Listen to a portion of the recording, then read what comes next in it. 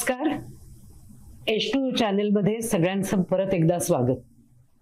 H2O heal to optimize healing talks by healing space counselling centre या आमच्या चॅनलमधनं आपण आपली नातीगोती, त्याच्यामध्ये निर्माण होणाऱ्या समस्या आणि त्यावरचे उपाय याबद्दल बोलतोय. आजच्या भागामध्ये आपण अशाच एका खूप महत्त्वाच्या विषयावर बोलणार आहोत. विषय जो अगदी लहानपणापासून आपण जोपर्यंत जिवंत असतो त्या प्रत्येक वयात आपल्याला भेडसावतो. काही वेळेला इतका हाताबाहेर जातो की आपल्याला काय करावं हे कळत नाही आणि त्याचे दृश्य अदृश्य परिणाम हे आपल्या शरीरावर, मनावर होत असतात. तो टाळता येत नाही, पण नियंत्रण त्याच्यावर नक्की ठेवता येतं आणि त्यामुळे होणारा सफोकेशन आणि बाकीचा त्रास हा आपण दूर करू शकतो. तो विषय म्हणजे ताणतणाव किंवा स्ट्रेस. वय कुठलंही असो, कुठल्याही वयाच्या टप्प्यावरती ताण हा असतोच. विशेषतः आजच्या काळामध्ये ताणतणाव हा परवलीचा शब्द झालेला आहे. लहानपणी आपल्याला शाळा, क्लासेस, करिअर, लादलेलं अपेक्षांचं ओझं आणि करिअरची स्वप्न, हे मिळवायचंय, ते मिळवायचंय, या गोष्टीचा ताणतणाव असतो.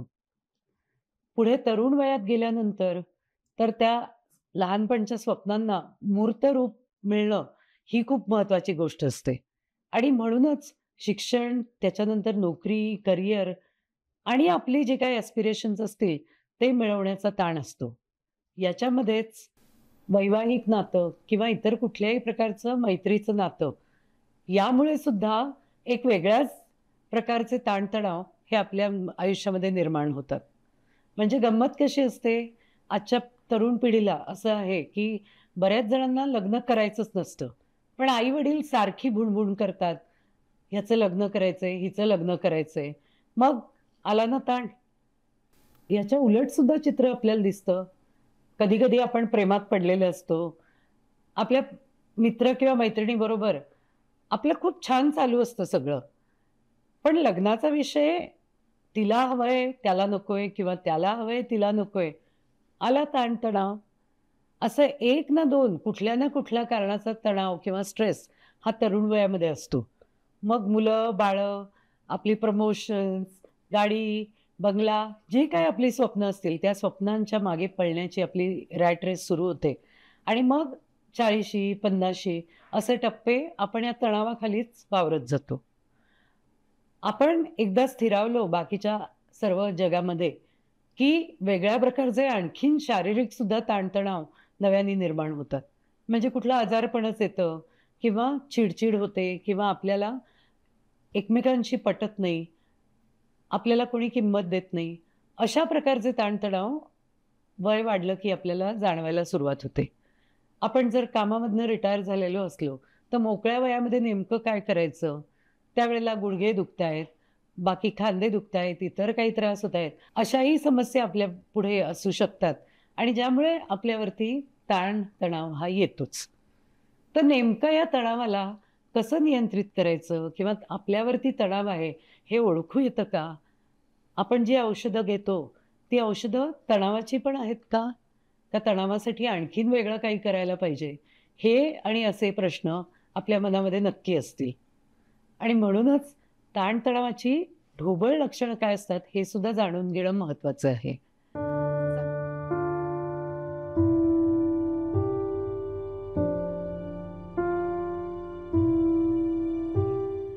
साध्या साध्या गोष्टी आहेत. आपली चिडचिड होतीये, आपल्याला झोप लागत नाहीये, आपल्याला भूक लागत नाहीये, आपल्याला कोणाचं काही पटत नाहीये. बायका जेव्हा एका विशिष्ट वयाच्या टप्प्यावरती येतात त्यावेळेला अकारण रडू येते किंवा छोट्या छोट्या गोष्टींमधनं आपल्याला खूप टेन्शन येते. बाई गं, आता कसं होणार? हे सगळं व्हायला लागलं ना की समजायचं की आपल्याला ताण आलेला आहे. मग अशा वेळेला मानसिक जसे आपल्याला काही लक्षणं जाणवतात, त्याचबरोबर काही शारीरिक लक्षणं ती सुद्धा तणावाशी जोडली गेलेली आहेत. उदाहरणार्थ ब्लड प्रेशर, डायबिटीज, वजनाच्या समस्या, ओबेसिटी किंवा लठ्ठपणा, याचबरोबर अगदी कॅन्सरसारखा विकारसुद्धा स्ट्रेसमुळे होऊ शकतो आणि म्हणूनच तणाव वेळच्या वेळी ओळखणं आणि तो दूर करण्यासाठी प्रयत्न करणं ही खूप महत्त्वाची गोष्ट असते. आपल्याला तणाव आला आहे हे आपल्याला स्वतःलाही कळतं, आपल्या घरच्यांना कळू शकतं आणि आपल्या डॉक्टरांनाही कळू शकतं. एकदा का आपल्या तणावाचं निदान नक्की झालं, की त्याच्यावर उपाय मात्र नक्की करायलाच हवा. त्याचं कारण आपलं जी काही बाकी औषधं आपल्याला चालू असतात ना, त्यांचे डोस कमी करायचे असतील किंवा बाकीची औषधं बंद करावीत, असं जर आपल्याला वाटत असेल ना, तर पहिली सुरुवात ही तणावाच्या नियंत्रणापासून करायला पाहिजे. नियंत्रण कसं करायचं? काही सोपे-सोपे पण हमखास लागू होणारे उपाय आहेत. उदाहरण देते. पहिली गोष्ट आपलं शरीर जे आहे, ते हलकं ठेवा. म्हणजे आपलं वजन, आपलं खाण्याचं प्रमाण या गोष्टीचा एक ताळमेळ असला पाहिजे. आपल्या शरीराला सुयोग्य आहार, पुरेशी विश्रांती आणि मुख्य म्हणजे व्यायाम या खूप महत्त्वाच्या गोष्टी असतात. आणि बहुतेकांना व्यायाम हा आपला शत्रू आहे असं वाटतं. व्यायामामुळे नेमकं काय होतं तर एन्डॉर्फिन सिक्रेट होतात. एन्डॉर्फिन म्हणजे हॅपी हॉर्मोन. आपल्याला बरं वाटवणारे हॉर्मोन.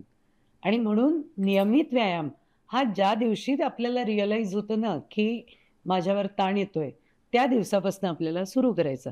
अर्थातच वयाच्या ज्या टप्प्यावर तुम्ही असता, त्याला सूट होणारे तुमच्या शरीराची एकूण ठेवण, तुम्हाला कुठल्या गोष्टी करणं झेपतील, या सगळ्याचा विचार करून आपण व्यायामाची निवड केली पाहिजे आणि ज्यासाठी योग्य त्या तज्ञांचं मार्गदर्शनसुद्धा घ्यायला काहीच हरकत नाही. पण साध्या गोष्टी जसं की चालणं आणि त्यातसुद्धा मी म्हणेन 5 ते 10 मिनिटं आपल्याला बेअर फूट किंवा बिना चप्पलचं जमिनीवरती चालणं, गवतावरती, लॉनवरती चालणं, हा खूप छान उपाय आहे.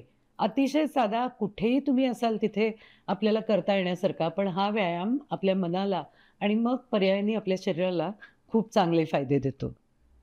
एक आदर्श दिनचर्या हा पहिला उपाय आहे तणावाच्या नियोजनातला. त्यानंतर दुसरी गोष्ट येते ती म्हणजे आपल्या स्वतःचं आजचं सोशल जे स्टँडिंग आहे, त्याच्याबद्दल एक सकारात्मक दृष्टिकोन ठेवा आणि आपल्या स्वतःसाठी थोडासा वेळ ठेवा. हा वेळ कशाला द्यायचा आहे? तर आपल्याला जी गोष्ट आवडते, त्या गोष्टीसाठी आपल्याला हा वेळ द्यायचा आहे. तो मी टाईम असला पाहिजे. आपण कायम दुसऱ्यासाठी हे करायचंय, आपल्या ऑफिससाठी हे करायचंय, माझ्या क्लायंटसाठी हे करायचंय. या चक्रामध्ये जेव्हा आपलं मन आणि पर्यायाने शरीरसुद्धा गुंततं, त्यावेळेला तणाव येणं हे स्वाभाविकच आहे. पण दिवसातल्या 24 तासापैकी आपल्याला 10 मिनिटं नाही काढता येणार स्वतःसाठी? नक्की काढता येतील. आपण ठरवलं तर नक्की काढता येतील. आणि म्हणून तो आपला मी टाईम असला पाहिजे, ज्यावेळेला मी फक्त माझी आहे. मला जगाशी काही देणं-घेणं नाही. या भावनेनी आपण स्वतःसाठी त्या वेळाचं नियोजन करा. ही वेळ कुठलीही असू शकते आणि त्यावेळेला तुम्हाला जे बरं वाटतंय, अशी कुठली गोष्ट करायला आपल्याला काहीच हरकत नाही. मग एक चक्कर मारायला जा. एखाद्या गाणं छानसं ऐका. तुम्हाला पेंटिंग, म्युझिक अशी काही आवड असेल, तर त्याच्यासाठी तो वेळ द्या. दिवसामध्ये हळू हा वेळ आपल्याला वाढवायचा आहे. म्हणजे त्यावेळेला आपले परत एकदा हॅपी हॉर्मोन्स हे शरीरामध्ये सिक्रेट होतील.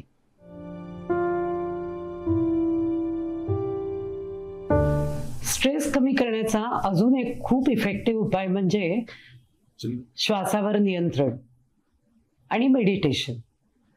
आपण ब्रीथिंगची वेगवेगळी टेक्निक्स जी आपल्या पारंपरिक योगशास्त्रात किंवा आपल्या संस्कृतीत सांगितली गेली आहेत, तर या टेक्निकचा नक्की आपल्याला खूप फायदा होतो.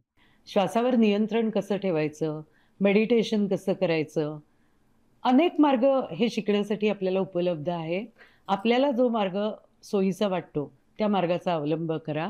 पण नियमितपणे श्वासासाठी नियंत्रणाचे व्यायाम करा, मेडिटेशन करा.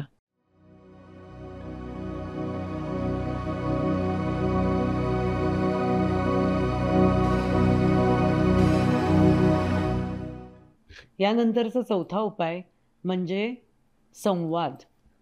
असं म्हटलं जातं की man is a social animal. आपण एकटे नाही जगू शकत.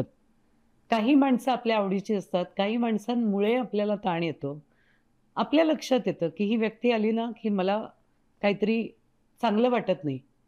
दूर राहा अशा माणसांपासून. पण ज्या व्यक्तीपासून आपल्याला बरं वाटतं, त्यांच्याशी भेटणं आपल्याला आनंददायी असतं, अशा व्यक्तींच्या भेटीगाठीसाठी नक्की वेळ ठेवा. यामध्ये सगळ्यात महत्त्वाचं म्हणजे आपलं कुटुंब. आपल्या कुटुंबियांसाठी आपण जर एक वेळ नक्की केली, बाकी तर सर्व वेळ आपला इतरांसाठी असतोच. वर्क लाईफ बॅलन्स ज्याला म्हणतात, म्हणजे आपलं काम आणि आपलं व्यक्तिगत आयुष्य याचा बॅलन्स हा करणं हे खूप महत्त्वाचं असतं आणि त्यासाठी आपल्या फॅमिलीबरोबर आपला संवादही वाढला पाहिजे आणि ज्यासाठी छोटे-छोटे जेस्चर्स आपण करू शकतो. उदाहरणार्थ, आज काही कारण नाहीये, काही निमित्त नाहीये, पण चला जेवण झालं ना, एका लाँग ड्राईव्हला सगळ्यांनी जाऊ. लाँग ड्राईव्ह मे बी आपल्याला आत्ता 20च मिनिटं आहेत, आपण दमलेलो आहेत. तरीसुद्धा थोडंसं फिरायला आपण नक्की जाऊ शकतो. तेव्हा एक पिकनिक, एक फॅमिली टाईम, एक बाहेर जेवायला जाणं, अगदी भेळ जरी खाऊन आलात ना बाहेर जाऊन, तरी आपल्याला खूप छान वाटतं. तेव्हा अशी एक जॉइंट ॲक्टिव्हिटी, ज्याने की आपली नाती पण दृढ होतात आणि आपल्या स्वतःचा ताणतणाव कमी व्हायला मदत होते.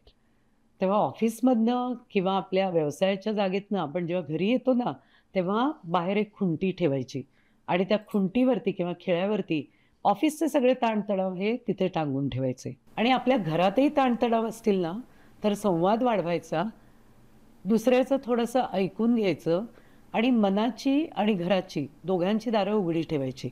म्हणजे आपल्याला समोरचा इतका वाईट आहे, त्याच्यामुळे मला असं होतंय, हे विचार आपल्या मनामध्ये कमीत कमी होण्याला मदत होईल. आणि अजून एक शेवटची महत्त्वाची गोष्ट म्हणजे डिजिटल डिटॉक्स. अर्थातच प्रसारमाध्यमं किंवा मीडिया, आपला मोबाईल फोन याच्यापासनं ठरवून काही वेळ लांब राहायचं. बरेच जण हल्ली डॉक्टरी सल्ल्याप्रमाणे रात्री 9 नंतर मी मोबाईल घेणार नाही किंवा या वेळेला मी अवेलेबल नसतो किंवा व्हॉईसमेलला टाकून ठेवतात. अतिशय चांगली गोष्ट आहे ही. आपण सुद्धा डिटॉक्स हे तर सगळ्यांना माहीतच आहे, की शरीरासाठी जसं करतो, तसा डिजिटल म्हणजे सगळ्या उपकरणांपासून पण आपल्याला डिटॉक्स करणं हे खूप महत्त्वाचं आहे.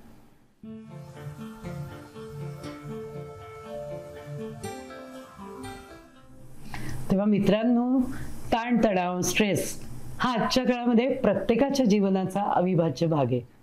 पण वेळीच खबरदारी घेतली, आपण त्याला ओळखलं आणि तो दूर करण्यासाठी हे छोटे-छोटे जे आजपासून शक्य आहेत, असा प्रत्येक उपाय करायचं ठरवलं, तर तणावावर नक्की नियंत्रण मिळवता येतं. तुम्ही तुमच्या तणावासाठी नेमकं काय करता, हे जाणून घ्यायला आम्हाला खूप आवडेल. तेव्हा आमच्याशी नक्की संपर्क साधा. आजचा व्हिडिओ आपल्याला कसा वाटला आणि एकूणच H2O चॅनल आपल्याला कसा वाटतोय, याबद्दल आमच्याशी नक्की कम्युनिकेट करा. आवडला तर सबस्क्राईब करा, लाईक करा, शेअर करा.